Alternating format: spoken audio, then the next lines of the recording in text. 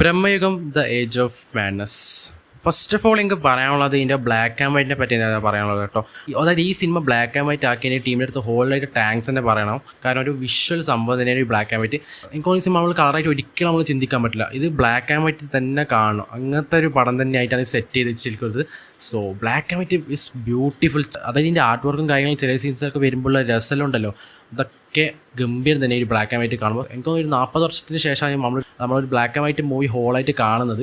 അതായത് ഈ flash back സീൻസും കാര്യങ്ങളും കാണിക്കാൻ വേണ്ടിയിട്ടാണ് സിനിമയിൽ അധികം ബ്ലാക്ക് ആൻഡ് വൈറ്റ് യൂസ് ചെയ്യുന്നത്. പക്ഷേ ഹോൾ സിനിമ അതൊരു ബ്ലാക്ക് ആൻഡ് വൈറ്റിൽ തിയേറ്ററിൽ എക്സ്പീരിയൻസ് ചെയ്യുക എന്ന് പറഞ്ഞത് വലിയൊരു കാര്യം തന്നെയാണ്.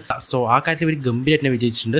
പിന്നെ പടത്തിലേക്ക് കിടക്കാം. പടം ഒരു പടം തന്നെയാണ്, ഒരു ഗംഭീര സിനിമ, ഒരു ഗംഭീര പടം, ഒരു രക്ഷയില്ലാന്നാണ് പറയാം. സത്യം പറയാം, എനിക്ക് അങ്ങനെ തന്നെ ഫീൽ ആയി. അതായത് മമ്മൂക്ക പറഞ്ഞ കേട്ടിട്ടാണോ അറിയാം, മമ്മൂക്ക തന്നെ പറഞ്ഞിട്ടുണ്ട്. അതായത് ഈ ട്രെയിലറും ടീസറും കണ്ടിട്ട് നിങ്ങളൊന്നും ചിന്തിക്കാൻ ഫ്രഷ് മൈൻഡിൽ പോയി കണ്ടോക്ക് പറഞ്ഞുകൊണ്ടാണോ അറിയാം. ഞാൻ അങ്ങനെ ഒരു ഫ്രഷ് മൈൻഡിലാണ് പോയി കണ്ടത്. ബട്ട് അങ്ങനെ നമ്മൾ പ്രതീക്ഷ കൂട്ടിപ്പോയാലും എനിക്ക് തോന്നുന്നില്ല ഈ ഒരു സിനിമ നമുക്ക് നിരാശ നൽകുന്നു. കാരണം വെച്ചാൽ നമ്മൾ ചിന്തിക്കുന്ന സംഭവങ്ങളൊന്നല്ല ഈ സിനിമയിൽ വെച്ചിട്ടുള്ളത്. അതായത് ഹൊറർ മിസ്റ്ററിയാണ്. സോ മിസ്റ്ററി ആയിട്ടുള്ള കുറേ കാര്യങ്ങളാണ് ഈ സിനിമ ചർച്ച ചെയ്യുന്നത്. സോ ഒരു മിസ്റ്ററി ആയിട്ടുള്ള കാര്യങ്ങളൊക്കെ ഗംഭീരമായിട്ട് ഇവിടെ എടുത്ത് വെച്ചിട്ടുണ്ട്. മേക്കിംഗ് വൈസ് ഈ പടം ഒരു രക്ഷയില്ല. അതായത് മേക്കിംഗ് ആണ് അതിൻ്റെ ഏറ്റവും വേണം. പിന്നെ ബ്ലാക്ക് ആൻഡ് വൈറ്റും കൂടി വരുമ്പോൾ അതിൻ്റെ രസം വേറെ തന്നെയാണ്. ചില സീൻസൊക്കെ ഉണ്ട്, അതായത് ഒരു വെള്ളച്ചാട്ടിൻ്റെ സീൻസൊക്കെ ഉണ്ട്. അതായത് അർജുൻ അശോകൻ വെള്ളച്ചാട്ടിൻ്റെ അടുത്തേക്ക് നിൽക്കുന്ന ഒരു സീനെല്ലാം ഉണ്ട്. അതിൽ ബ്ലാക്ക് ആൻഡ് വൈറ്റിലായാലും അതിൻ്റെ ആർട്ട് വർക്കും കാര്യങ്ങളെല്ലാം ഗംഭീരമായിട്ട് എടുത്തിട്ടുണ്ട്. പിന്നെ കുറേ സീൻസൊക്കെ എടുത്ത് പറയാനുണ്ട്, പക്ഷേ സ്പോയിലറായി പോകും. അതായത് ഈ സിനിമേൻ്റെ ഉള്ളിൽ ചെന്നിട്ട് കുറേ കാര്യങ്ങൾ പറയാൻ പറ്റില്ല. അത് മിസ്റ്ററി കാര്യങ്ങൾ തന്നെയാണ്. സോ മിസ്റ്ററി ആയിട്ട് തന്നെ നിൽക്കേണ്ട കാര്യമാണ്. അതുകൊണ്ട് തന്നെ സ്പോയിലർ തന്നെയാണ് അധികം. അതുകൊണ്ട് എനിക്ക് കുറേ കാര്യങ്ങൾ പറയാനുണ്ട്, പക്ഷേ പറയാൻ പറ്റില്ല. അങ്ങോട്ടും തട്ടാണ് തന്നെ കുറേ കാര്യങ്ങൾ പറയുക. പിന്നെ മമ്മൂട്ടിൻ്റെ പെർഫോമൻസിനെ പറ്റി പറയേണ്ട ആവശ്യമില്ലല്ലോ. മമ്മൂട്ടിൻ്റെ പെർഫോമൻസ് എന്ന് പറഞ്ഞാൽ ഇതിനകത്ത് ഭീകരം തന്നെ, ഭീകരം. അതായത് നെഗറ്റീവ് ഷെയ്ഡിലെ കഥാപാത്രം അത്രക്കും ഒരു നോട്ടം കൊണ്ട്, ഒരു ചിരി കൊണ്ടൊക്കെ നമ്മൾ അത്രക്കും ഗംഭീരമായിട്ട് നമുക്ക് ഫീൽ ചെയ്യുന്നുണ്ടെങ്കിൽ ആ ഒരു മമ്മൂക്ക എന്നൊരു മഹാനടൻ്റെ മികവ് നമുക്ക് എന്തായാലും മനസ്സിലാവും. അങ്ങനത്തെ രീതിക്കുള്ളൊരു ആക്ടിങ് ആണ് എത്തിച്ചിട്ടുള്ളത്. ഒരു നോട്ടമുണ്ട് ഒരു ഫസ്റ്റ് കാണിക്കുമ്പോൾ അത് അതൊക്കെ എന്ത് രസമാണെന്ന് പറഞ്ഞാൽ ഗംഭീര സാധനം തന്നെ. ഒരു മൂപ്പര് ഒരു ഇൻട്രോയിലുണ്ട്, ഭയങ്കര രസമാണ്. അത് മാത്രമല്ല ചിലപ്പോൾ ചിരിക്കുന്ന സീൻസൊക്കെ ഉണ്ട്, നിങ്ങൾ ടീച്ചർ തന്നെ കണ്ടിട്ടുണ്ടാവും. അതൊക്കെ ഭയങ്കര അടിപൊളി തന്നെയാണ് തിയേറ്ററിൽ കാണാൻ. അതായത് കൊടുമൻ പോറ്റുന്ന ഒരു ക്യാരക്ടറായിട്ട് നമുക്ക് മമ്മൂട്ടീനെ ഇതിനകത്ത് സിനിമയെ കാണാൻ പറ്റുമോ. ആ ഒരു ക്യാരക്ടർ അതേപടി പ്ലേ ചെയ്യും. നമുക്ക് ആ ഒരു ക്യാരക്ടർ അങ്ങനെ ഫീൽ ചെയ്യും. അത്രയ്ക്കും നെഗറ്റീവ് ഷെയ്ഡുള്ള ഒരു ക്യാരക്ടർ. സോ മമ്മൂട്ടീനെ പറ്റി ഒന്നും പറയണം. ഇപ്പം തന്നെ കുറേ ഡയലോഗെല്ലാം നടക്കുന്നത് അറിയാലോ മമ്മൂട്ടിയാന്ന് പറഞ്ഞിട്ട് അതെന്നെയെങ്കിലും പറയാനുള്ളൂ. മമ്മൂട്ടി മൂപ്പര് എത്ര കിടിലം വേഷങ്ങളാണ് ചെയ്യുന്നത് അറിയാം. ഗംഭീരം തന്നെ, കണ്ട് പഠിക്കണമെന്നേ പറയാനുള്ളൂ. ഇമ്മാതിരി സാധനം എനിക്ക് തോന്നുന്നു ഈ ഒരു വേഷം മമ്മൂട്ടി അല്ലാണ്ട് വേറെ ആളെ എനിക്ക് ഇപ്പോൾ ചിന്തിക്കാൻ വരെ പറ്റുന്നില്ല. അങ്ങനത്തെ രീതിക്കാണ് മമ്മൂട്ടി ആ ഒരു ക്യാരക്ടറിനെ പ്ലേ ചെയ്തിട്ടുള്ളത്. സോ മമ്മൂട്ടീൻ്റെ കാര്യം ഇസ് എക്സെപ്ഷൻ. മമ്മൂട്ടി മാത്രമല്ല, അർജുൻ അശോകനും സിദ്ധാർത്ഥ് മേനോനും ഉണ്ട്. അവർ രണ്ടാളും തീപ്പൊരിയായിരുന്നു. അവർ രണ്ടാളും ഗംഭീരമായിട്ട് അഭിനയിച്ചു. എനിക്കൊന്ന് അർജുൻ അശോകൻ്റെ കരിയർ ബെസ്റ്റ് പടമായിരിക്കും ഈ പടം. അമ്മായി രീതിക്കുള്ളൊരു ക്യാരക്ടറാണ് അർജുൻ അശോക് ഇതിനകത്ത് പ്ലേ ചെയ്തിട്ടുള്ളത്.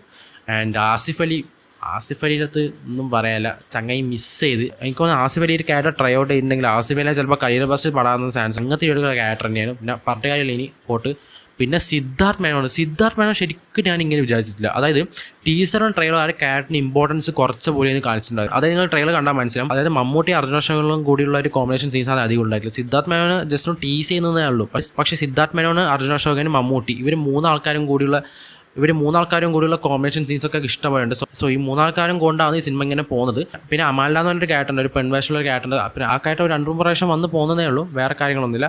സോ സിദ്ധാർത്ഥ് മേനോനെ ഗംഭീരമാക്കിയിട്ടുണ്ടെന്ന് പറയാം. ഇടയ്ക്കിടയ്ക്ക് എനിക്ക് തോന്നുന്നു ഇടയ്ക്കിടയ്ക്ക് അർജുൻ അശോകനെക്കാട്ടും ഗംഭീരമായിട്ട് തന്നെ സിദ്ധാർത്ഥ് മേനോ ഫീൽ ചെയ്യും.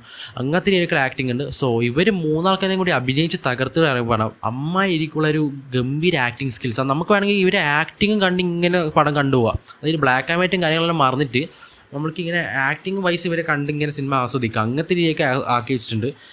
സോ ആക്ടിങ് വൈസ് ഗംഭീരം തന്നെയാണ്. പിന്നെ ബാക്ക്ഗ്രൗണ്ട് മ്യൂസിക്കിനെ പറ്റി എനിക്ക് പറയാനുള്ളത്, ബാക്ക്ഗ്രൗണ്ട് മ്യൂസിക് ഗംഭീരം തന്നെയാണ് കേട്ടോ. അതായത് ബാക്ക്ഗ്രൗണ്ട് മ്യൂസിക് നമ്മളിപ്പോൾ മുന്നത്തെ ജൂക്ക് ബോക്സും കാര്യങ്ങളും ഇറങ്ങിയിട്ടുണ്ടായിരുന്നു ബ്രഹ്മയുഗത്തിൻ്റെ. പക്ഷേ അതിനകത്തുള്ള കുറേ പാട്ടുകളൊന്നല്ല ഇതിനകത്ത് കൊടുത്തിട്ടുള്ളത്. അതായത് ആ ഒരു സീനറി, ആ ഒരു ബ്ലാക്ക് ആൻഡ് വൈറ്റിൽ ആ മനയും കാര്യങ്ങൾ എങ്ങനെയാണ് കാണിക്കുന്നത്, അങ്ങനത്തെ ഒരു ഫീലിൽ കുറേ നല്ല മ്യൂസിക് അല്ലെങ്കിൽ ഇതിനകത്ത് തരാൻ ചാൻസുണ്ട്. എസ്പെഷ്യലി സൗണ്ട് എഫക്ട്സും കാര്യങ്ങളും ഉണ്ട് ഈ പടത്തിൽ.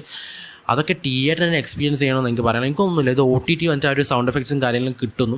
അതായത് കുറേ ഇമ്പോർട്ടൻറ്റ് സീൻസൊക്കെ ഉണ്ട്. അതിനകത്തുള്ള സൗണ്ട് എഫക്ട്സ് ഒക്കെ ഭയങ്കര ഇമ്പോർട്ടൻസ് ഉണ്ട് ഈ സീനിൽ. അപ്പോൾ അതിൽ തിയേറ്ററിന് തന്നെ കാണണം. അല്ലാണ്ട് OTT വന്നിട്ട് കണ്ടിട്ട് ഒരു കാര്യമില്ല. അതാണ് എനിക്ക് പറയാനുള്ളത്. OTT വന്നിട്ട് ഒരു കാര്യമില്ല. ഇത് തിയേറ്ററിന് എക്സ്പീരിയൻസ് ചെയ്യുന്ന സാധനമാണ്. എസ്പെഷ്യലി സെക്കൻഡ് ഹാഫ് ഒക്കെ എത്തുമ്പോൾ ഒരു സാധനമൊക്കെ ഉണ്ട്.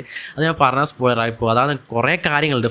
First of all black and white ആണ് പടം. അപ്പോൾ ബ്ലാക്ക് ആൻഡ് വൈറ്റ് ഇഷ്ടമില്ലാത്തവർക്ക് ബ്ലാക്ക് ആൻഡ് വൈറ്റ് കണ്ണ് പിടിക്കാൻ 5 മിനിറ്റെല്ലാം എടുക്കും പടം. പിന്നെ നമുക്ക് ആ ബ്ലാക്ക് ആൻഡ് വൈറ്റേ മറന്നു പടത്തിൻ്റെ ഉള്ളിലായിരിക്കും നമ്മൾ ഉണ്ടാവുക. സോ അത്രയ്ക്ക് എൻഗേജിങ് ആണ് പടം. ഭയങ്കര സ്ലോ പേസിലാണ് പോകുന്നത്. അതായത് നമ്മൾ മിസ്റ്ററിക്കലാണ്. അതുകൊണ്ട് കുറേ മിസ്റ്ററീസും കാര്യങ്ങളും ഇങ്ങനെ കാണിച്ച് ഇതെന്താ സംഭവം നമ്മൾക്ക് നിങ്ങൾ മനസ്സിൽ തോന്നും. അങ്ങനെ പോയി അത്രയ്ക്ക് സ്ലോ പേസ് പോകുന്ന കഥ നമുക്ക് അത്രയ്ക്ക് എൻഗേജിങ് ആക്കി തോന്നിയ രീതിയിലേക്ക് അതിൻ്റെ മേക്കിങ് കാര്യങ്ങൾ വരുമ്പോൾ അങ്ങനെ വെച്ചിട്ടുള്ളത്. സോ ഒരിക്കലും നമുക്ക് ബോറടിക്കൂല പടം. So acting vice, background music, making എല്ലാം കൊണ്ട് പടം ഗംഭീരം തന്നെയാണ്. ആൻഡ് ഉള്ളിൽ കുറേ കാര്യങ്ങൾക്ക് പറയണമെന്നുണ്ട്, പക്ഷെ പറയാൻ കഴിയില്ല, സ്പോയിലർ തന്നെയാണ്. അതായത് ഹൊറർ മിസ്റ്ററിയാണ്. പിന്നെ പറയാനുള്ള ഹൊറർ എന്ന് പറയുന്ന ജോണറിൽ പേടിപ്പിക്കാനുള്ള സീൻസ് ഉണ്ടോ എന്ന് വെച്ചാൽ വളരെ ചുരുക്കം സീൻസേ ഉള്ളൂ. അതായത് ഹൊറർ എന്ന് പറഞ്ഞാൽ നിങ്ങൾ പേടിക്കാനായിട്ട് സിനിമ കാണണമെന്ന് ഒരിക്കലും പറയാം. അതായത് സിനിമ നിങ്ങൾ അങ്ങനെ വിചാരിച്ച് വന്നിട്ടുണ്ടെങ്കിൽ സിനിമ നിങ്ങൾക്ക് തീർച്ചയായിട്ടും നിരാശനായിരിക്കും നൽകുക. ഹൊററാണെന്ന് വിചാരിച്ച് വന്നിട്ടുണ്ടെങ്കിൽ എന്തായാലും നിരാശനായിരിക്കും നൽകുക. അതായത് ഈ സിനിമ അങ്ങനത്തെ ഒരു മോഡാണ്.